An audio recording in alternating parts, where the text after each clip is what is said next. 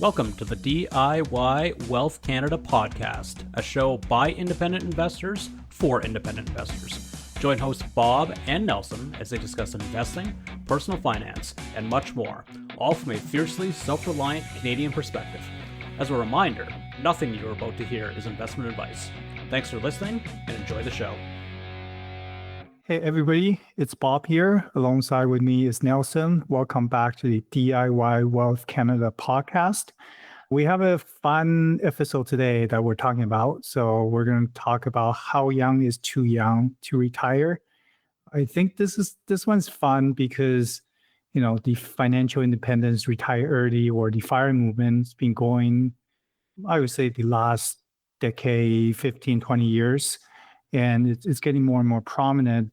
And, on Instagram or on Twitter or X or various social medias, I've seen people talking about they want to retire as young as they can, like in their early 20s even. And, the traditional retirement age in Canada is 65. So, we thought it would be fun to talk about how young is too young to retire and, what are some of the pros and cons of retiring early. And really, can you actually retire early and not do anything, not have any income or, don't have any full-time or part-time job? So Nelson, what are your thoughts on this? I think this is going to be fun. I think it's going to be fun too, Bob. The first thing I'll say is I think this is sort of a generational thing where you look at baby boomers and you look at even Gen X. The desire to retire early was there, but I think that millennials and Gen Z, I think the desire is a lot higher for these younger generations. I think there's a little bit of cynicism when it comes to the world of work, finding sort of purpose in your work. Our generation, Bob, we're close to the same age. We came to age in the early 2000s. So we remember the first tech bubble bursting. We remember the financial crisis of 08, 09. And we were both young men during that decade. And during that decade, there was a lot of financial hardship that I think impacted our generation considerably and perhaps implanted in a lot of people's heads this desire to retire early or this desire to reach financial independence. So we're not so dependent on an employer.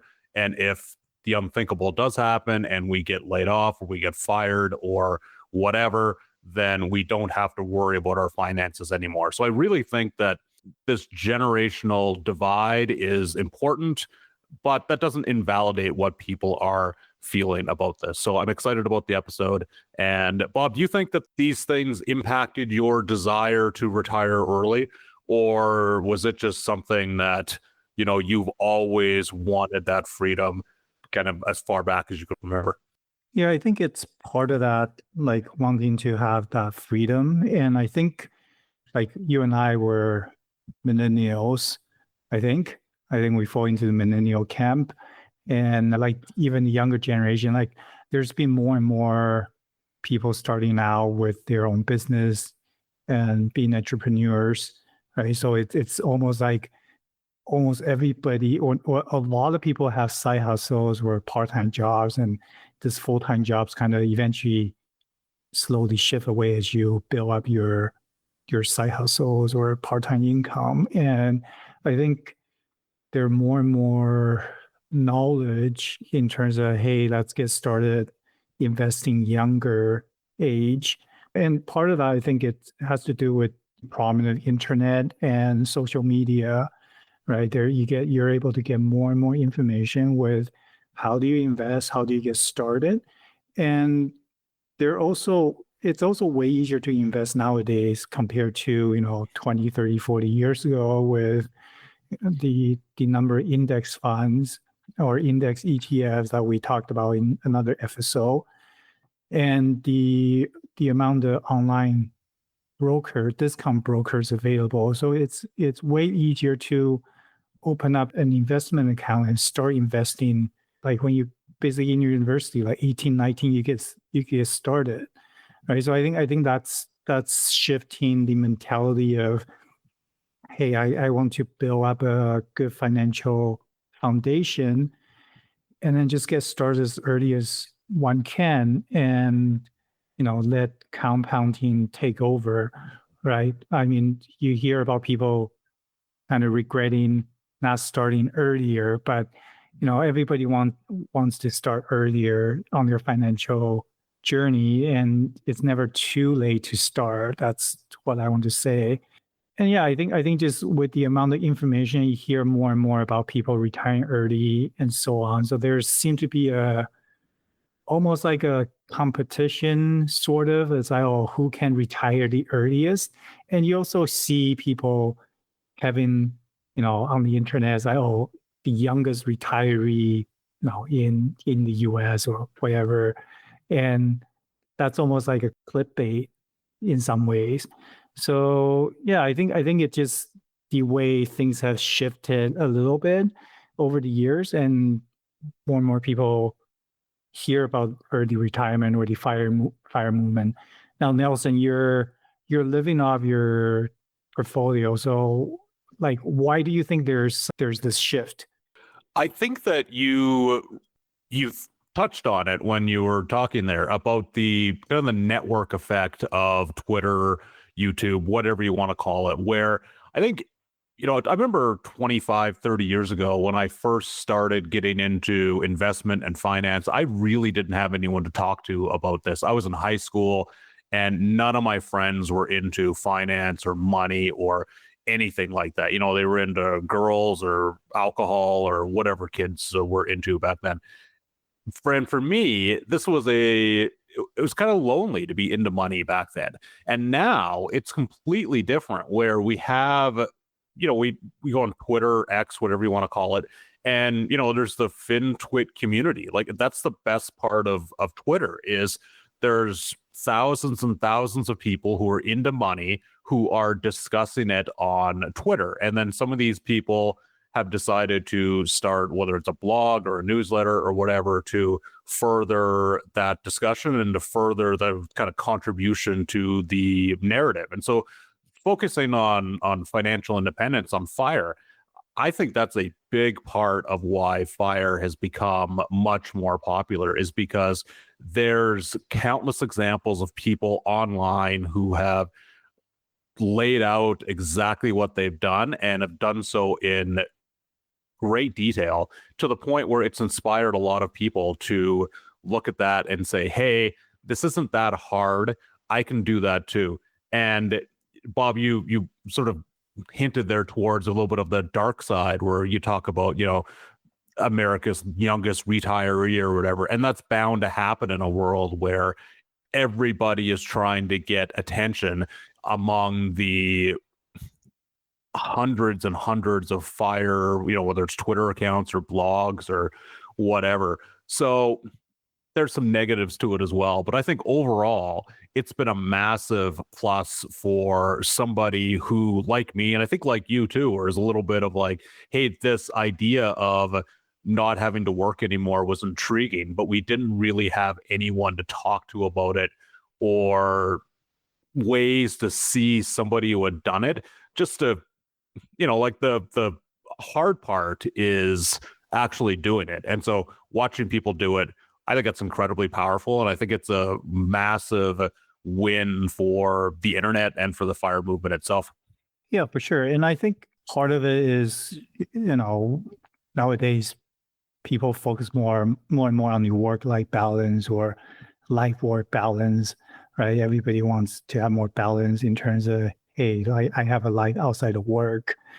And also with I think part of it to do with social media is that you see people traveling, they post pictures from their vacation or their travels, and people want to explore the world. And quite often when you have a full-time job, it's hard to take a month off or whatever. You typically take a week off or 2 weeks off, but to take an extended time off, it's difficult quite often. So, people kind of want to have that flexibility.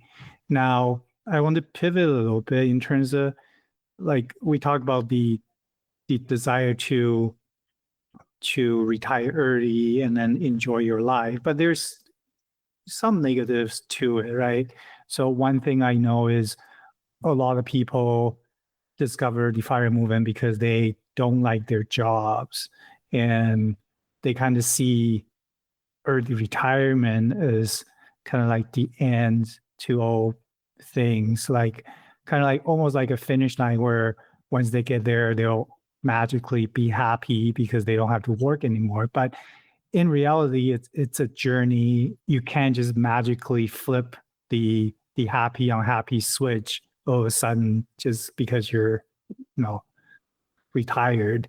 So we keep talking about the journey. It's really a journey that you have to continuously work on yourself and then kind of so-called improve yourself per se along the journey, and really kind of shift your mentality. And we're getting pretty close to that. I don't want to call it finish line, but get into that stage. And one of my blog readers emailed me the other day kind of saying, hey, you should look at it kind of like a different chapters of your life. Like when you just start to work, is kind of like the early chapters of working, accumulating, and now we're going into the next chapter, maybe preparing for retirement. And then the chapter after that would be, retiring, enjoy life, and then so on. Right. So kind of looking at this journey in different chapters, I think it's a good way to approach it. Yeah. So that's one negative that I could think of. People kind of think magically you're going to be happy if your life is miserable because of work or anything related to work. All of a sudden, once you retire, you're going to be magically happy. I don't think it works that way. Nelson, anything else to add to that? I found that, so for the people who aren't familiar with my story or my background or whatever, I've been outside of the traditional workforce now for just about 3 years, and we can call it retired, even though I prefer the term selfishly employed because I am working on a newsletter and I do some freelance writing and so on. But let's just call me retired for the sake of this argument because I don't have a traditional job.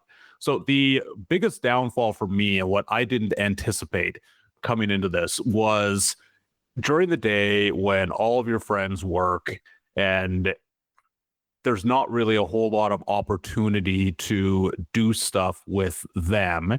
And then, at night when you have the excess time, but they don't necessarily have a lot of excess time because they have a job and they have families and they have et cetera. So I anticipated more time spent with friends than what actually happened, because when you're busy with life and work and et cetera, it's really easy to tell your retired buddy that, hey, I can't go golfing this week because, hey, like I'm too busy. So that's something that people have to factor in before making this decision, is that it can be lonely at times and it can be frustrating at times when you have this time to fill and people don't necessarily help you out with that. And, like I'm talking like if this is other people's fault, like it's not. It's something that I should have realized going in rather than having to take a year to kind of figure out where it's like, hey, this didn't work out the way I anticipated. So for me, that was a major downfall, and it's still something that I struggle with to this day. The days can get long and they can get lonely sometimes. Yeah, and then there are, a couple of things that pop into my mind as we talk about this. And again, just for listeners that aren't familiar with me, is that we're getting pretty close to call it retiree, or quit my full-time job and then look at part-time job, or living off our investment portfolio or some sort, just getting away from that full-time employment. But one thing I'm thinking, and it just popped into my mind as Nelson was talking about, is like we talk about how young is too young to retire. I think there's a lot of benefits of working for 10, 15 years, gaining some level of working experience, and also learning how to interact with different types of people. I think that's one of the biggest learnings I have had with working full time, just dealing with people younger than me, older than me, people in different job functions, and not just dealing with engineers all day, dealing with people in sales and other functions, and learning to look at things from their shoes. Right? Like I think there's definitely a negative if you say graduate from university or post-secondary education and then you work for a year or two and you decide to retire. I think you missed out that life experience of interacting with different types of people and learning from people ahead of you. So that I think that's one negative I could think of. And then two is that like what Nelson said, you have a lot of time on your hands and you may not be able to do things when other people are working. And then the other thing is a lot of people end up having their job as their identity almost. Like they talk about work and then they think work all the time. And how do you fill that void when you retire early? That's probably the biggest shift for a lot of people. And that's something personally I'm putting a lot of time thinking about it and figuring out. And, my wife and I were just talking about it the other day, and she's like, well, how are you going to get away from your work identity? Because you talk about work a lot. And I was like, oh yeah, that's true. And how do you find time to fill that 40-hour week that you'll suddenly have? So I think that's the biggest piece. And sitting on the chair and watching TV all day, that's not the way to do things, right? So those are a couple of negativities that I just thought of. I'll add one more too, Bob. I think humans struggle to build things and struggle to maintain good relationships. And there are all sorts of things that we work towards. And we can easily argue that working towards something and struggling towards something is part of the human psyche, and that it's an important thing for humans to do because ultimately that is one of the things that makes us happy. And it's one of the things that connects us with our coworkers. I know that I've very deep relationships with coworkers at times because you have so much in common, right? You're there, you're in the trenches, you're struggling towards this goal. And those can be just excellent relationships when it clicks or when it's done right. So there's that you're missing when you retire early. But let me pivot here a little bit to sort of the how to retire early. Because the way I see it is that you really have three ways to do it. And you can add to this after, Bob, if I've missed one. But basically, you can either save a lot of money for a short period of time. So we're talking 50% plus of your income. You can invest extremely well, which the vast, vast majority of us cannot do. Or you can get some sort of lottery event. And the lottery event might include stock options at work. It might include the actual lottery, you get a one-time payout from whatever, an inheritance, something like that. And besides those three, it's really not that easy. In fact, it's pretty much impossible to retire early unless you are extremely good at one of two things, or you get that kind of lottery event, that luck in your factor. Bob, did I miss anything? And what do you want to add to that? Yeah, we're a combination of those three things, right? So I think if you look at majority of the early retirees, people that retire in their 30s or 40s or 50s, they have spent a lot of time really zoning in on their income and savings and really growing that savings gap, and then using that money saved to invest in index funds or dividend stocks or whatever, where you're in businesses, and then growing that investment over time, over decades, to eventually being able to live off their investment. So that's the typical way to do things. Now you obviously have people that, maybe you work at Tesla or, kind of like you mentioned the lottery event where you maybe took a gamble and worked at a startup and then the startup went game buster and you all of a sudden have a lot of money and you could retire. And I certainly know a few people that way. And that's good for you, but that's kind of the unicorn, I would say, because it doesn't happen to everybody, and you definitely will have to take a gamble at working at a specific company, and the company needs to hit big time. So it could work really well, or it could fail miserably, right? So it's a big gamble. But yeah, other than that, I can't think of any other ways. I think people think about how to get rich as quickly as you can. That typically doesn't happen unless like we said, the lottery event where you either win the lottery or get some stock option or you get maybe inheritance. But the majority of people that retire, it takes a long time to build up wealth, right? You should build up your wealth slowly over time. The way I see it, if you take any shortcuts, you're increasing your risk. And, what do I mean by shortcut? You could do, leveraging by borrowing money, or you could invest in some high risky things. And again, they may go really, really high all of a sudden, and you could get a lot of money, or they could go to zero. So you kind of have to evaluate your risk and reward. And for the majority of people, the best way is to keep it boring, right? So invest regularly over a long period of time and let your money work hard for you and let the compounding do its work and build up your portfolio that way.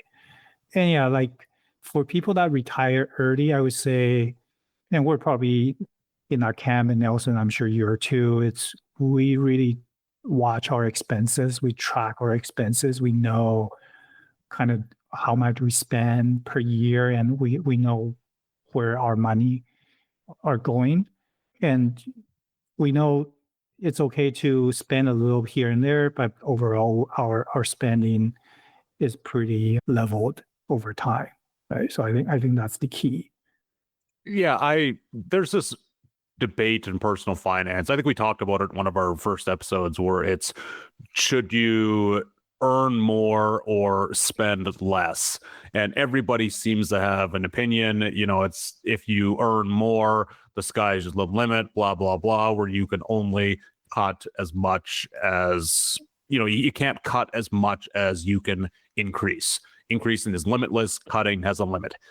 But at the same time, I think virtually everybody listening to this has expenses that can be cut, whether it's just doing a little bit to get your electric bill down, your gas bill down, whatever. Everybody listening has expenses that can cut. I do, Bob, you do, everybody does. But my view of that question is spend less versus earn more. The answer is yes, do both.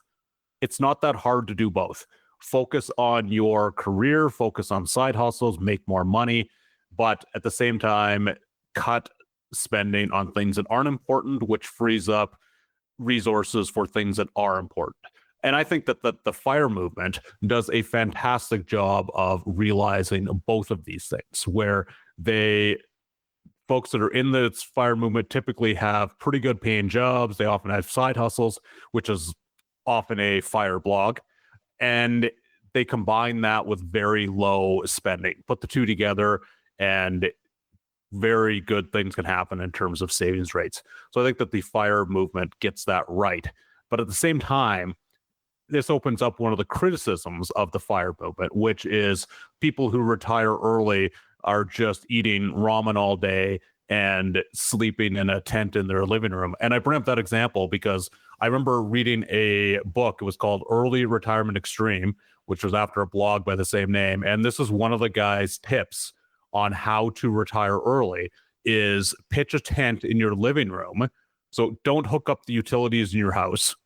Pitch a tent in your living room and then you'll stay warm inside the tent, and you don't have to spend money on pesky power or natural gas to stay warm, which, like, that's just a terrible, terrible way to go about it. So, Bob, how do you figure out the balance between spending and earning, but without depriving yourself and without depriving your family? Yeah, that's a very good question, Nelson. And I think that's going to be very different person to person. Like, take us for example, we try to cut expenses that we don't enjoy. So for example, I regularly every year or two call the cell phone company to an internet provider to negotiate our internet and cell phone plans. We try to walk to places if it's within walking distance instead of driving, and we don't eat out really that often anymore, here and there, right? But we do spend money on high quality food. So we buy mostly organic, and I guess we grow our food too, so that saves some money.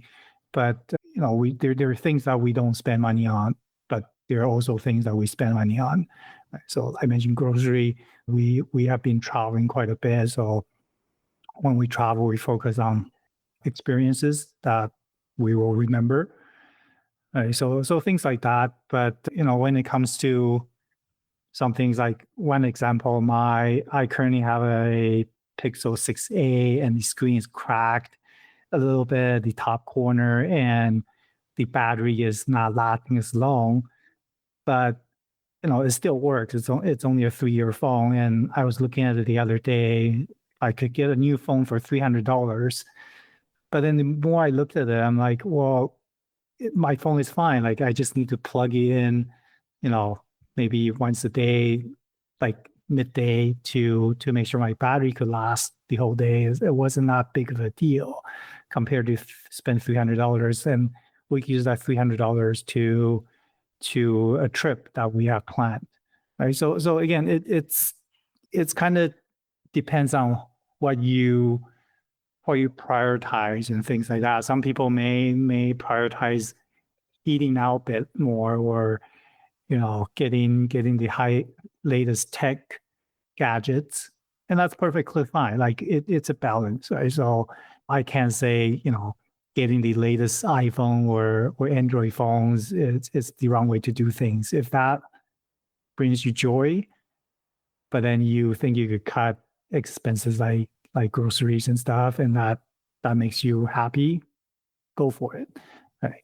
But there's obviously the extreme version where you look at somebody who may, I don't know, living off $10,000 a year or less, and you're just like, wait a minute, like, does that make sense? Where people spend hours price matching groceries and driving to 5 different places to get their groceries.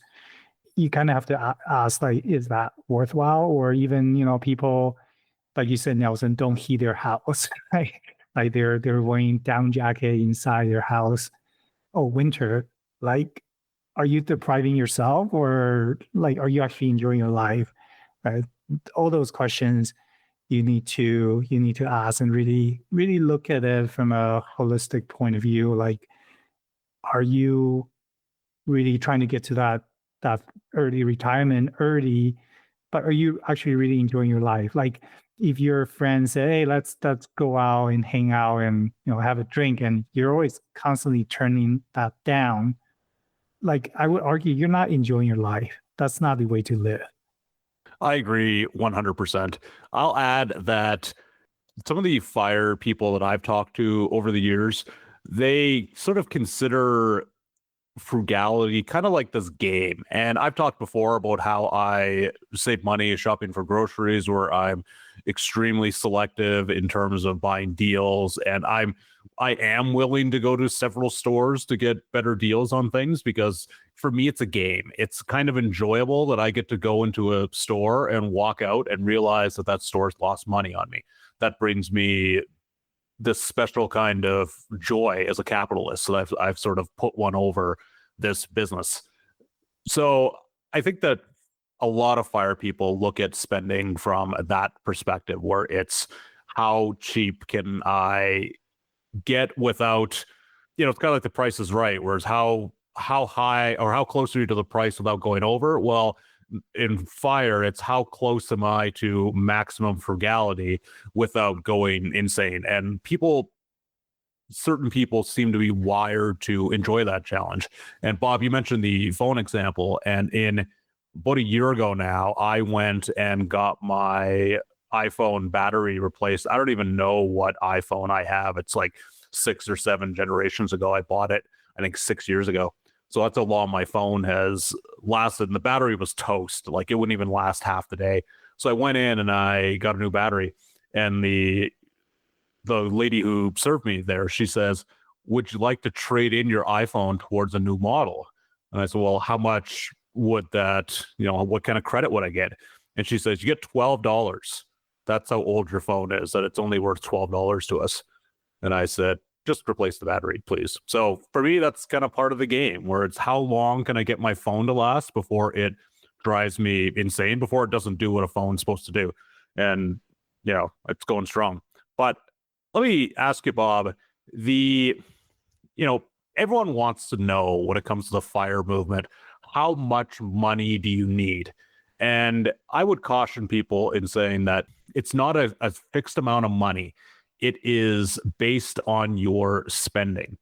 So maybe you could just elaborate a little bit on that. Like, what's the most important factor when it comes to knowing whether you have enough or not? Yeah, I think what you said, Nelson, it's like how much you're spending each year, and obviously that amount could vary, especially when you have a family, and that brought into another I'm kind of going off the tangent a little bit. Like, if you're retiring in your early 20s and you don't have a family yet, like, I would argue that's way too young to retire. First of all, I imagine dating around and it's like asking people like, how much money do you make, or are you in debt and stuff. It just becomes very materialistic, in my opinion, right? Sure, it's you should make sure whoever you date kind of are doing okay financially, but that shouldn't be the number one criteria. It should be like, are you able to connect with the person, right? Are you able to talk to this person? So I would say, if you're like single and just decide to retire, like, I've seen people that retire in their early 20s and then they end up going back to work after they have a family, or once they have kids, right? And they're like, oh, better go back to work because they don't have enough saved up.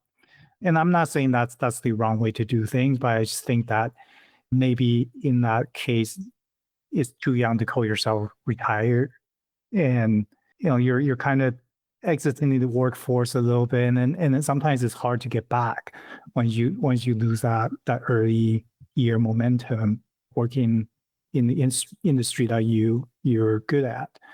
But going back to the question you had, Nelson, I think it's hard to say when you're ready. Like, sure, you could say, oh, I need $1 million in my portfolio, or 2 million or 3 million, whatever that dollar amount is, and you could work it backwards, right? The 4% rule. So, if you have 1 million, 4% is $40,000. Technically, your portfolio could generate for you if you withdraw 4% each year, and 2 million gives you 80,000, right? So if you spend $80,000 a year, you need at least $2 million to sustain your expenses. But it's not as simple as that, because like I said, your expenses could fluctuate year over year. Maybe one year you decide to travel for extended period of time, so your expenses are higher, or maybe you decide to travel but go to a Southeast Asia where living expense is lower, so maybe your overall expense is lower. So it's very, very difficult to kind of pinpoint, and that's why I think if you look at a lot of early retirees in the bloggers, and also like on social media, a lot of them are actually generating money some way, right? So Nelson, you say you're kind of generating money with your newsletter, you look at Mr. Money Mustache, Pete, I think, has been working as a carpenter. For him, he doesn't see it as working as he enjoys that. And, some folks that have retired, maybe their spouse still works, so they're still generating income. And, a lot of fire bloggers end up having a book and they get the money from their book publishing. So, a lot of times, even though they call themselves retired, they're still generating money some ways. So, yeah, it's there's really not. You just have to be comfortable with like how much you have, and then you kind of have to work your way through the numbers, I think, right? And the thing is, it's like the infamous one more year syndrome, right? Like some people, they may say, okay, I need $2 million saved up before I could retire, and then they're like, oh, I'll just save another 100K, 200K, or 500K just so I have a little bit more margin of safety. So if you fall into that trap, it's easy to just continue working for another 5-10 years and you never get out. So I don't know. It's hard to say, okay, this is the number I want. But some people do it that way for sure. So yeah, Nelson, how did you decide when you decide to quit your full-time job? Did you have a number in mind, or did you decide this is it? Like, I'd love to hear your So what I did is the first thing was I looked at what we spend, and then I kind of worked backwards from there to get to a number sort of based on the 4% rule. So to use really easy numbers, these weren't exactly what my numbers were, but spending of 80,000 for a $2 million portfolio, 4% rule, box your uncle. But for me, that was only the kind of first step of my thinking. The second step was, okay, I'm going to leave the workforce at a very, very young age.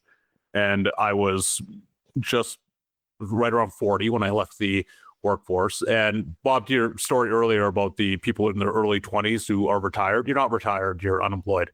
That's the like you're not retired in your early 20s unless you have all the money in the world that someone gave you. But anyways, I digress. When you retire early, you have to factor in contingencies because I was 40. I'm hoping to live until about 90. That's a 50-year retirement. That is way longer than what I was working. So what I did is I took the 4% rule and basically I turned it into the 3% rule. So I want to spend 3% of my portfolio's value every year. And so for me, of course, I retired on dividends. The dividends show up. And what I do is I spend a portion of my dividends and then I reinvest a portion of my dividends. And for me, that gives me this bulletproofs my retirement. I want to make sure that I only have one shot at this. So I want to make sure I get it right. And to do so, I want to be as conservative as possible. The other thing that I haven't had to do yet, but I will do in the future if needed, is that if dividends get cut, and sometimes they do, 2020, my dividend income temporarily went down because some companies cut their dividends, is I will cut my spending down even more in that scenario just to make sure that I'm not withdrawing too much while my portfolio is down. So basically for me, I made sure that I built in multiple contingency clauses in figuring out the best way to go about it, because you automatically make your retirement riskier the earlier you do it. Yeah, exactly. And I think it's about the different levers you could adjust. Like what you said, Nelson, your spending isn't static. If you spend $80,000 a year and your dividends or your portfolio or the market is going down, maybe you don't spend as much. Maybe you don't go on an international trip. Maybe you go on a trip closer to home to save a little bit of money, right? So there's all these different levers you could adjust. And I think that's the important thing is you may think you need $2 million or $3 million in your portfolio. And, it might not be true because your spending is kind of, it's not static, right? The other thing I want to talk about is, and this is being discussed within the fire community, is, a lot of these fire folks, and myself included, we and Nelson, you probably as well, is we have this saving mentality, right? We talk about savings rate, and we want to save as much money as we can to invest. Obviously, making sure it's at a balance. But once you flip the switch and you're retired, you start spending. It's hard to get away from that saving mentality. And I can't remember who said this, but you could think of savings and spending kind of like your kind of like muscles, right? You if you've been exercising your savings muscle for decades, and all of a sudden you need to work on your spending muscle, like it's going to be very, very odd, right? Like you need to learn how to spend money as well, especially when you retire. And even during your fire journey, it's important to learn how to spend money, right? It's not just always save. And I think I was definitely guilty of that when we first started our journey. I would be like, why are we eating now? Are we going to, the latte factor, right? Why are we spending whatever $4 or $5 on a cup of latte when we save that money? But after a few years, when I look back, it's like, well, it's kind of nice to go out and, sit down and have a cup of coffee with my wife and get chat, right? It's okay to spend money. And I'll give an example, right? We went to Disneyland for my son's 10th birthday. It wasn't a cheap trip. We spent quite a bit of money, but that was awesome because we were able to have so many different memories that we'll remember for the rest of our lives. And for me, yeah, we spend, I don't know how much we spend. Say we say arbitrarily we spend $10,000.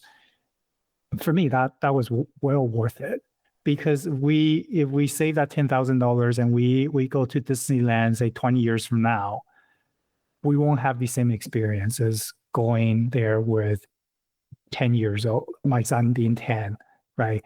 So you need to kind of break away from this constantly saving mentality and figure out, how do I spend the money to create memories while I can? That's very, very important, especially, if you have aging parents. That's something I think of a lot as well. It's like, well, they're not going to be around forever. The kids are getting older, right? So it's important to spend that time, spend that money to have the family together and enjoying the time together and create memories. I think that's something to really, really consider. And for a while, the fire community was all about saving and getting to early retirement as quickly as we can. But in the last probably 5 years or so, there's been more and more shift of, hey, let's save, but also enjoy our life while we can. And I think that's a very, very important shift within the community. And I can't stress that enough. I remember in my fire journey, let's call it a 20-year journey. It's approximately what it was. And for the first, let's call it 10 to 15 years, I was pretty hardcore when it came to savings. I knew that the earlier I started with saving, the more impact it would have in the future. I was extremely motivated for me, like at first it wasn't really fire that motivated me. It was just watching the numbers go up and having this portfolio of something that I accomplished. Like that was what I did, my accomplishment. So for me, that was very important. But what happened after a while is that you sort of realize that you're on the right track and that the heavy lifting is done. And then what happens after that is you take your foot off the pedal a little bit and you can say, hey, we can travel more. Bobby talked about the memories with your kids, and like that's fantastic. And I think for a lot of people on the fire path, that eventually they figure out that, okay, saving and getting to this point was good, but there's more to life than that. And that's just something that I think everybody listening can hopefully agree with and attest to is that there's more to life than just being the earliest retiree on the internet. There's more to life than just doing the best financial decisions that you possibly can. So that's important as well. Bob, I think we're just about out of time here. So do you have any last thoughts? Yeah, and I think, one final thought, and I've written about this on my blog, is that, stop thinking about retire early. And like early is a funny word, right? Like, say the traditional retirement age is 65. Like, you're still retiring early if you retire 64, right? Don't see it as like you have to retire as early as you can. Like, some people enjoy their job and enjoy their life. They don't need to retire early, right? So just because you retire at 65 doesn't make you a failure per se. You still have, a lot of people still have like a very meaningful life despite retiring at 65. And just because you retire in your 30s or 40s or 20s doesn't mean you're successful in life. It just, I think we need to stop judging people. Instead, should encourage and celebrate with them. Right? I think the internet, unfortunately, has it becomes very people become very judgmental on the internet. I think we need to get away from that and really support each other and celebrate the successes that people have along the journey, and help each other. I think that's the biggest thing I want to focus on, is like, how can we help each other? How can we encourage each other so we could improve as human beings? And how can we help our communities? I think it's very important, because you can't do this alone. Like, you need a community to support you. Right? So how can we do that better? I think I want to mention that just quickly. Yeah, absolutely. The community has pluses and minuses. And, I talked about the pluses earlier, where a lot of the communities laid out a roadmap and has showed us what's possible. But at the same time, there are members of the community that are judgmental and that will certainly have an opinion on someone's retirement that is perhaps, they might be spending more money or whatever. And that's obviously a negative thing. Okay, that's it, everyone. I think this was a nice episode. Bob, thank you as always for joining me, and we'll see you guys next week. All right, thanks everybody. If you enjoyed the show, make sure you subscribe to never miss another episode. For more from Bob, visit his site at tawcan.com. That's TAWCAN, all one word. Nelson can be found at CanadianDividendInvesting.com. They're both on Twitter as well. Just search for Tawcan or CDI Newsletter. Thanks. See you next time.